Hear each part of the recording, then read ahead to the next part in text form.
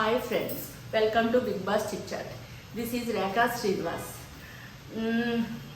ఇప్పుడు nominations process super చాలా ఎదిరిపోతుంది. ఎందుకంటే అక్కడ నుంచి ఎలిమినేషన్ అయ్యి వచ్చిన ఓల్డ్ కంటెస్టెంట్సే మళ్ళీ తిరిగి హౌస్లోకి వచ్చి వాళ్ళు మళ్ళీ నామినేషన్ చేయడం అనేది సూపర్గా ఉంది. కొంచెం కిక్ కావాలి అనుకునే నాలాంటి వాళ్ళకి ఇది నిజంగా కిక్ ఇచ్చే పాయింటే. బిగ్ బాస్ కొంచెం డిఫరెంట్గా ట్రై చేశారు. నెక్స్ట్ వచ్చి ఈరోజు ఎపిసోడ్ స్టార్ట్ అవటమే ప్రేరణ కుళ్ళు కక్కుకోవడంలోనే స్టార్ట్ అయిపోయింది ఈ ఎపిసోడ్. నెక్స్ట్ ఏమంటుంది అది, వెళ్ళిపోతారు అనుకునే వాళ్ళే బాటమ్ వరకు వెళ్ళి స్ట్రాంగ్గా నిలబడతాం, చాలా ఎక్కువగా ప్రాబ్లమ్స్. నెక్స్ట్ వచ్చి జీ అంటే గౌతమ్ టాప్ 5లో ఉంటాడు అని చాలామంది పెట్టారు. అది నిజంగా షాక్ అయింది. వేరే వాళ్ళు పెడితే మాట తర్వాత మా అమ్మే పెట్టింది, అది ఇంకా షాక్ నాకు. అంటే తిన చాలా స్ట్రాంగ్గా పోర్ట్రేట్ అయ్యాడనమాట. ఎక్కడ దెబ్బ కొట్టింది, ఏమి దెబ్బ కొట్టింది, అసలు ఈ వారము వెళ్ళిపోవచ్చు అనుకున్నాను, వెళ్ళిపోవచ్చు అనుకున్నాను, వెళ్ళిపోవచ్చు అనుకున్నాను అని దీని పంచాయతీతో మొదలయ్యిందండి. మొత్తం మీద అటు యష్మిని ఇటు నబిల్ని మొత్తం అందరినీ పడుకోబెట్టుకుని మాట్లాడుతుందండి. అంటే ఎవరెవరి బెడ్ల మీద వాళ్ళండి, మళ్ళీ ఆడేసుకోకండి, ఆ రకంగా డిస్కషన్ పెట్టేసింది. మరి వెంకమ్మ ఇదే కుళ్ళు ఎంత కుళ్ళు అండి దీనికి. దీని గురించి ఏమన్నా అంటుంటే, ఏమన్నా కామెంట్స్ పెడుతుంటే దాని ఫ్యాన్స్ అందరూ నన్ను బ్యాడ్గా ఏదేదో మాట్లాడుతున్నారు, చాలా తప్పుగా మాట్లాడుతున్నారు. ఇప్పుడు నేను చెప్పిన పాయింట్సే ఒక సోనియా కానీ ఒక శేఖర్ భాష కానీ 90% నేను చెప్పిన షార్ట్సే అక్కడ వరకు కన్వే అయినాయండి. అయ్యే పాయింట్స్ అంటే నేను చేసిన అనాలిసిస్ తప్పు అవ్వలేదు చాలా వరకు. మీకు కాకపోతే తన ఫ్యాన్స్ మొత్తం నన్ను బ్యాడ్గా కామెంట్ చేస్తున్నారు. నేను చేసిన అనాలిసిస్ చాలా బాగుంది అని ఈరోజు ఎపిసోడ్ చూడగానే అనిపించింది. మొత్తానికి కన్నడ బ్యాచ్కి బ్యాండ్ బజానా అయిపోతుంది అనమాట. ఏంటే ఎంతసేపు బ్యాడ్గా ఆడి బ్యాడ్గా పోర్ట్రేట్ అవుతున్నారు. అది క్లియర్ కట్గా బయట చూశారు, లోపలికి వెళ్ళి చెప్పారు, నామినేషన్ చేస్తున్నారు. నెక్స్ట్ సోనియా వాదించడంలో దిట్ట. మళ్ళీ ఫస్ట్ ఎలిమినేషన్ బేబక్క అయింది కదా, మళ్ళీ ఇందులో ఫస్ట్ని బేబక్కనే పంపితే తను కొంచెం కన్ఫ్యూజన్ క్యాండిడేట్, భయస్తురాలు కాబట్టి తను ఎక్కువగా స్ట్రాంగ్గా మాట్లాడలేదు. ముందు సోనియాని పంపి సోనియా ద్వారా ఏ రకంగా వెళ్తుందో గేమ్ చూసి ఆ తర్వాత బేబక్కని పంపుదాము అనుకున్నారు. ఇలాంటి వాదనలో సోనియా తనకు తానే సాటి కాబట్టి ఒక గైడెన్సీ లాగా అందరికీ తయారైపోయింది అనమాట. అందుకనే ఫస్ట్ సోనియాని పంపారు. సోనియాను చూడగానే అందరికీ షాక్. ఏంటి మళ్ళీ వైల్డ్ కార్డు కింద వస్తుందా, లేకపోతే ఏంటి నామినేషన్స్ ప్రాసెస్లో నిలబెట్టి తిన ఎంట్రీ ఇచ్చారు అనుకున్నారు. షాక్ అయ్యారు, సంతోషపడ్డారు, భయపడ్డారు, బాధపడ్డారు. ఇన్ని రకాలు జరిగినాయి. మొత్తం మీద చక్కగా తన నవ్వుతో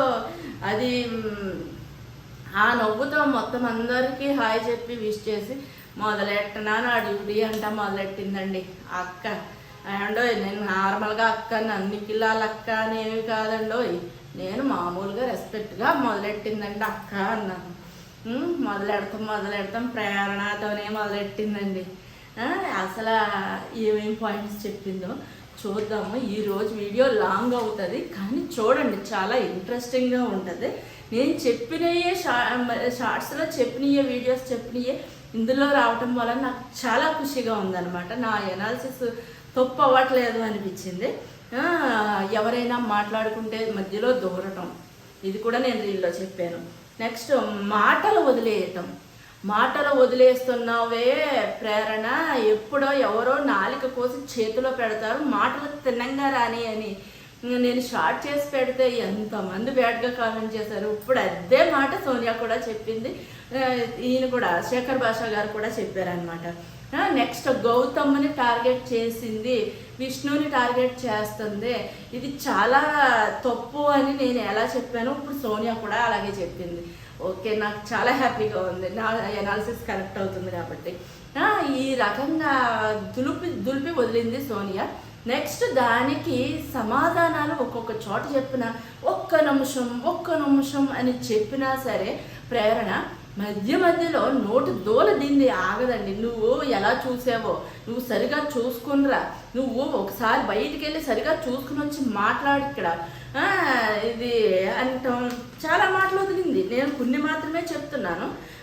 అది సోనియా దగ్గర మాటలు వదలడం అంటే నిజంగా అది దానికే బ్యాడ్ అనమాట. అంటే ఆవిడ అసలు మాటలు వదిలితే మొత్తం పిండి పీకెత్తది అనమాట. అదే రకంగా అక్క అన్నది కదా సోనియాని, అక్క అని సంబోధించినందుకు సరే చెల్లి అంటే నువ్వు నాకు అక్కవు కాదు నిఖిల్కి అక్క అని. చూసారా దీని నోటు దోల అదే.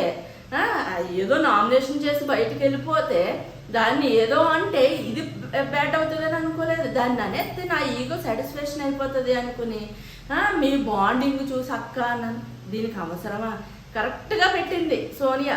అంటే బయటికి వెళ్ళి తన ఏమేం ఫేస్ చేసిందో ఏంటో అవన్నీ సెన్సిటివ్ మ్యాటర్స్. దీనికి ప్రేరణకు తెలియగా ఇది నన్ను టార్గెట్ చేసేస్తుందన్న కుళ్ళుతో సోనియా నీకు అక్క అన్నట్టుగా మాట్లాడాను, నిఖిల్కి అక్క అన్నట్టుగా మాట్లాడాను అంది. సారీ ఒక్కసారి కాదు 3-4 సార్లు చెప్పించుకుంది సోనియా. దీని దగ్గర ఇలా ఆటలు సాగవు. ఎక్కడో నిఖిల్ని పృథ్వీని కొంచెం బేటా అని చెప్పి వాళ్ళతో ఉండటం వలన ఒక రేంజ్లో వీళ్ళు వదిలేసింది, కానీ లేదంటే ఇంకా చిత్తడి చేసేదే ఈ సోనియా. నెక్స్ట్ వచ్చి నిఖిల్ నామినేషన్ చేసిందండి. నిఖిల్ నామినేషన్ చేయడం పక్కన షాకే అనిపించింది. అంటే తన్నే హౌస్లో ఉన్నంతసేపు తిని చేతిలో పెట్టుకొని తోలు బొమ్మలాగా ఆడించింది కదా పెద్ద కొడుకు చిన్న కొడుకు అని. ఆ నిఖిల్ని మరి బయటికి వెళ్ళాక తనకి ఏ విధంగా పోర్ట్రేట్ అయ్యిందో సోనియాకి తెలియదు, కానీ బయటికి వెళ్ళిన తర్వాత చూసుకుని వచ్చి చేయడం వలన నిఖిల్ నువ్వు ఎవరికి వాల్యుబుల్ నామినేషన్స్ వేయవు, సిల్లీ నామినేషన్తో సేవ్ నామినేషన్స్ వేస్తావు, నువ్వు అందరికీ మంచోడు అయిపోవాలి అనుకుని ఎక్కడా కూడా స్ట్రాంగ్గా మాట్లాడి నామినేషన్ వేయవు, సిల్లీగా నామినేషన్స్ చేస్తావు. అలాగా ఇలాగంటే వీడు ఇరుక్కుపోయాడు చూడండి. నేను ఒకళ్ళ ఎమోషన్కి నేను రెస్పెక్ట్ ఇస్తాను కాబట్టి ఇలాగ ఏంటి రెస్పెక్ట్ ఇవ్వడం? ఇక్కడేమో వేరే వాళ్ళ గురించి మాట్లాడతావు, అక్కడికి వెళ్ళి నేను మంచోడు అన్నట్టు మాట్లాడతావు. ఒక చోట ఒక మాట మాట్లాడి మంచోడు అయిపోవాలనుకుంటున్నావు, చాలా తప్పండి.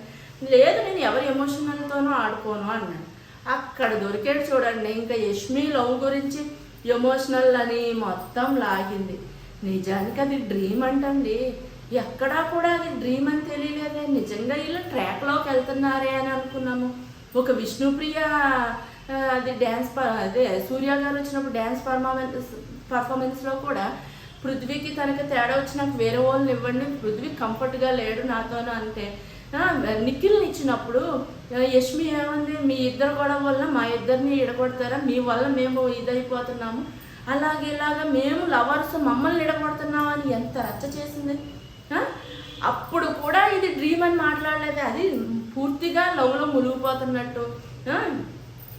నిఖిల్ వెళ్ళి హగ్గులు చేసుకోవటం, కిస్సులు పెట్టడం తల్లోనూ ఇన్ని నడిచినాయే.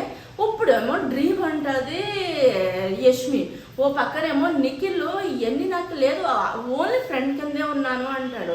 ఓ పక్కన ఏ వచ్చి బి పై వాళ్ళే బి వచ్చి సి పై వాళ్ళే అన్నప్పుడు కూడా మేము ఇలా డ్రీమ్ వచ్చింది ఏదో సరదాగా మాట్లాడుకున్నాము, మేము ఓన్లీ ఫ్రెండ్స్ అని ఇంత క్లారిటీగా ఎక్కడా చెప్పలేదు, చెప్పవలసిన అవసరం లేదు అంటుంది. చెప్పవలసిన అవసరం లేకపోతే మీ ఊహలకే మిమ్మల్ని వదిలేసినట్టే కదా. అంటే మీరు ఎలా కనిపిస్తే అలా మాట్లాడుకోవచ్చు కదా, అనుకోవచ్చు కదా. అది ఎంత సేఫ్ గేమో చూడండి. అయ్యే పాయింట్స్ పెట్టుకుని బయటికి లాగేసింది సోనియా. అక్కడ హౌస్లో ఉన్న వాళ్ళకి కూడా ఇది డ్రీమ్ అంటారా ఇప్పటి వరకు ఎవరికి చెప్పలేదు అని రోహిణి అవినాష్ వీళ్ళందరూ మాట్లాడుకుంటున్నారు. నిజంగా ఇంకొకటి కూడా అడిగారండి, నువ్వు శేఖర్ భాష గారు అడిగినట్టున్నారు, అది అప్పుడు చెప్తాను, అప్పుడే కాదు. నేను ప్రీవియస్ వీడియోస్లో చెప్పినట్టు ఇందులో వచ్చేసరికి నాకు ఉత్సాహం ఆగట్లేదు అనమాట. ఆ రకంగా సోనియా నామినేషన్ అయిపోయింది. ఇది బరాబరి లైవ్లో అయితే మాత్రం ఒక 5 hours వరకు జరిగిందండి. అబ్బా సోనియా వచ్చింది, ఏమేమి జరుగుతుందో అని లైవ్ చూద్దామని చూశాను. నిజంగా తలకాయ పట్టేసింది అనమాట. నెక్స్ట్ వచ్చి బేబక్క వచ్చింది. బేబక్క రాగానే విష్ణుప్రియ చాలా సంతోషం అనిపించేసింది. పాపం బేబక్క ఇలా చిట్కేసేలోపు వెళ్ళిపోయింది.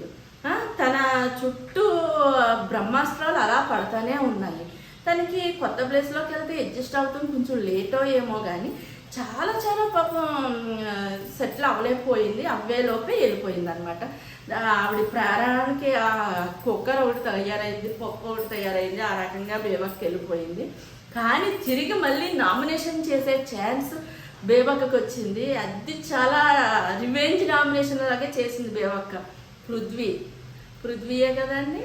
అసలు ఎలా నామినేషన్ చేశాడు, ఎలా హేళనగా మాట్లాడాడు నామినేషన్ చేసినప్పుడు. తన బాడీ షేమింగ్ కూడా చేశాడు. అది ఇప్పుడు పాయింట్లో చెప్పింది. రోహిణిని బాడీ షేమింగ్ చేశాడు. తన ప్రవర్తనే అలాగుంది. అది కూడా నేను వీడియో చేసి చెప్పాను నేను. నెక్స్ట్ తన ప్రవర్తన అలాగుంది. అది ఇంకొకటి గాడిద బోర్డు వేసాడు.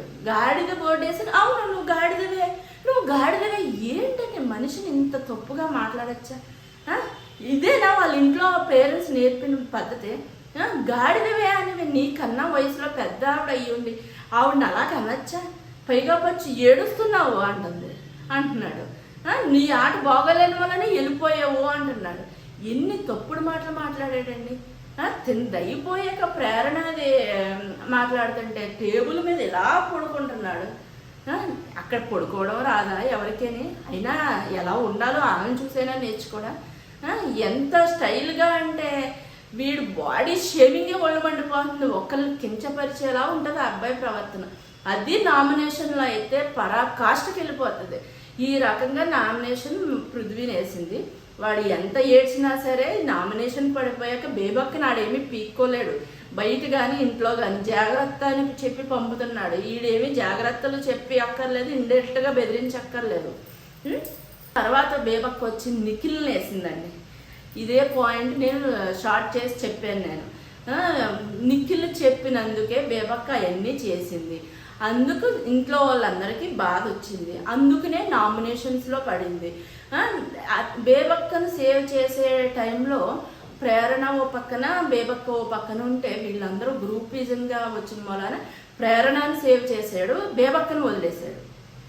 అందులో బేబక్క తప్పు కన్నా నిఖిల్ తప్పు చాలా ఉంది. తన డేంజర్ జోన్లో పడటానికి కారణమే నిఖిల్. అయినా కానీ నిఖిల్ వెళ్ళి బేబక్కను కాపాడలేదు. ఎగ్జాక్ట్లీ ఈ పాయింటే తను తీసుకొచ్చి స్ట్రాంగ్గా కొంచెం తన తగ్గట్టు తను మాట్లాడి స్ట్రాంగ్గా నామినేషన్ వేసి సైలెంట్గా వెళ్ళిపోయింది బేబక్క. ఇది కూడా చాలాసేపు జరిగిందండి బాబు లైఫ్లోనూ. ఆ రకంగా బేబక్క నామినేషన్ అయిపోయింది. నెక్స్ట్ వచ్చి శేఖర్ భాషా గారు. ఈయన ఓ పక్కన జోకులు వేస్తానే, ఒక పక్కన సీరియస్గానే తన స్టైల్లో తను బాగా చెప్పాడు అండి. ఫస్ట్ ప్రేరణ అనేసాడు. అవి పాయింట్స్ కరెక్ట్గా మేము ఏమేమి చెప్తున్నామో అదే వచ్చింది. ప్రేరణలో క్యూట్నెస్ చాలా బాగుండేది. కాకపోతే ఇప్పుడు ఏం జరిగిందంటే రూడ్నెస్, తిట్టడం, ఎదుటి మనిషిని పురుగుగా చూడటం, నెక్స్ట్ గ్రూపిజం. ఇన్ని పాయింట్ల మీద నామినేషన్స్ వేసాడు. ఏ పాయింట్స్ మీద వాళ్ళని ఇది వాళ్ళ ఆట చూసి మేము ఎనాలిసిస్ చేసి షార్ట్స్ చేసేవాళ్ళం. ఎవ్వరికి నచ్చేది కాదు. కే బ్యాచ్ కర్ణాటక వాళ్ళు కాబట్టి కే బ్యాచ్ అన్నాము. అది కూడా తప్పు అయిపోయేది. ఈ రకంగా గ్రూపిజం అన్నాం. వాళ్ళు గ్రూప్గా ఎక్కడ ఆడుతున్నారని కామెంట్స్ చేశారు. అదంతా శేఖర్ భాష క్లియర్ కట్గా చెప్పాడు. అది ఇంకా వేరే వేరే పాయింట్స్తో ఒక 2-3 గంటలు సాగిందేమో అండి మొత్తం మీద లైవ్లో. ఆ రకంగా శేఖర్ భాష తంది. నెక్స్ట్ వచ్చి ప్రేరణ యష్మిని వేసాడు. మీరు పానిపట్టి యుద్ధంలో చేసింది ఏంటి, మరి అంతకుముందు సీతకు జరిగిన గాయాలేంటి, మొత్తం అన్నీ కూడా ఏమేమి మాట్లాడాలో అన్నీ మాట్లాడేశాడు. ముఖ్యంగా యష్మిని చెప్పింది ఏంటంటే గ్రూపిజం. గ్రూపిజం అంటే మేము ఎక్కడ చేయట్లేదు గ్రూపిజం అంటే. అప్పుడు మరి అవినాష్ వచ్చి రోహిణిని సేవ్ చేసి నిఖిల్ని నామినేషన్ చేస్తే 2 రోజులు ఫీల్ అయ్యింది. ఈ పాయింట్ మీద కూడా నేను వీడియో పెట్టాను. నెక్స్ట్ 2 రోజులు బాధపడి తన నామినేషన్ చేయడం ఏంటిరా, సిల్లీ నామినేషన్స్, నువ్వెందుకు నామినేషన్ చేశావంటే అని నిఖిల్ కన్నా ఎక్కువ లాగి మాట్లాడింది యష్మి. ఈ రకంగా గ్రూపిజం అంత కొట్టొచ్చేలాగా బయట కనపడేలాగా మొత్తం హౌస్లోకి వచ్చి 3 చెప్పారు. నెక్స్ట్ వచ్చి 3 కాదులే, 2 అనుకోండి, సోనియా ప్లస్ శేఖర్ భాష. ఇది నా మాట కాదు, ప్రజల మాట, బయట జనాల మాట అని కూడా క్లియర్గా చెప్పాడు. అయినా వాదించుకొని మార్చుకోను అంటే మీ ఇష్టమో అని కూడా చెప్పాడు శేఖర్ భాష. నెక్స్ట్ ఏంటంటే ఇవన్నీ విని మీరు మార్చుకుంటారా లేదా అనేది మీ ఇష్టం అని సింపుల్గా చెప్పేసి వెళ్ళిపోయాడు. ఏదో ఎవరికి చెడు అవ్వకూడదు అనుకున్నాడు, అలాగే వెళ్ళిపోయాడు. ఇప్పుడు మొత్తం అంతా డిస్కషన్ ఏంటంటే నిఖిల్ యష్మి లవ్ గురించి, మేము గ్రూపిజం ఎక్కడ ఆడుతున్నాం అనే దాని గురించి.